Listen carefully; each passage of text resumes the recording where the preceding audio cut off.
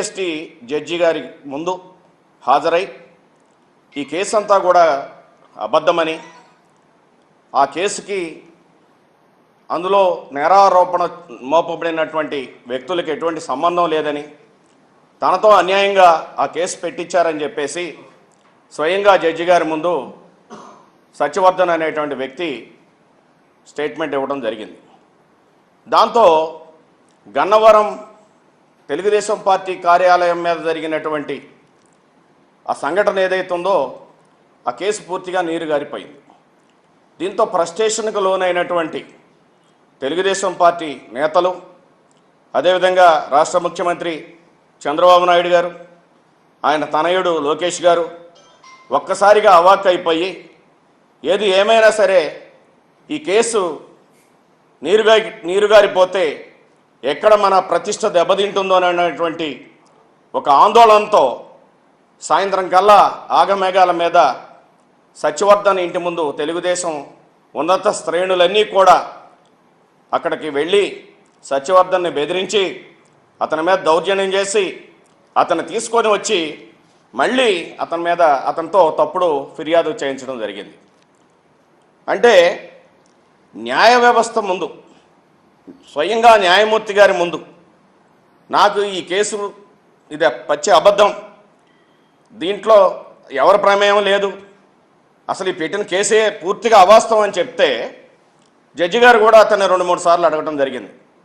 నువ్వు ఇచ్చేటువంటి స్టేట్మెంట్ నేను రికార్డ్ చేస్తున్నానంటే చేయండి, ఇదంతా అబద్ధం అని చెప్పేసి, నా మీద ఎవరో దౌర్జన్యం చేయలేదు, ఆ కేసుకి నాకు ఎటువంటి సంబంధం లేదు, కావాలని నన్ను ఒక సాక్షిగా పిలిచి నన్ను ఆ విధంగా తప్పుడు ఫిర్యాదు చేయించారని చెప్పేసి అతను చెప్పడం జరిగింది. అయితే ఇప్పుడు మళ్ళీ అతనితోనే నా మీద ఏదో దౌర్జన్యం చేశారు వంశీ గారు, ఆయన అనుచరులు, ఆయన మీద కేసు పెట్టండి అని చెప్పేసి ఒక కట్టుకథ అల్లి ఒక కుట్ర ప్రకారం మళ్ళీ ఒక తప్పుడు కేసుని నమోదు చేయించారు. దాంట్లో భాగంగా ఈరోజు వంశీ గారిని తెల్లవారుజామున అరెస్ట్ చేశారు. అంటే ఈరోజు రాష్ట్రంలో ఏం జరుగుతుంది? ఒక అరాచకమైనటువంటి పరిస్థితి, అభివృద్ధి లేదు, సంక్షేమం లేదు, దీనికి సమాధానం చెప్పుకునేటువంటి పరిస్థితి లేదు, ప్రజలు ఎన్నికల్లో వాగ్దానాలని నిలదీసేటువంటి పరిస్థితి, ఆ వాగ్దానాలు అమలు చేయలేనటువంటి పరిస్థితి, ఎందుకు అమలు చేయలేమో చెప్పలేనటువంటి పరిస్థితి.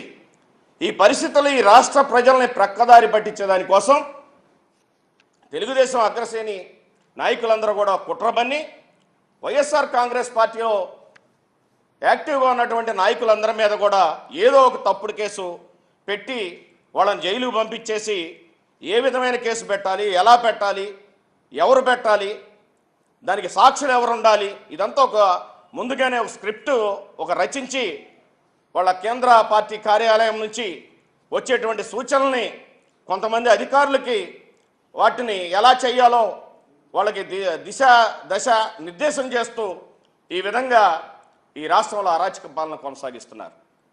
నిన్నగాక మొన్న ఒక ఎంపీగా, ఒక పార్లమెంట్ సభ్యుడిగా ఉన్నటువంటి నందిగాం సురేష్ గారి మీద కూడా అన్యాయంగా అక్రమ కేసు పెట్టి ఆయన కూడా దీర్ఘకాలం జైల్లో ఉంచడం జరిగింది.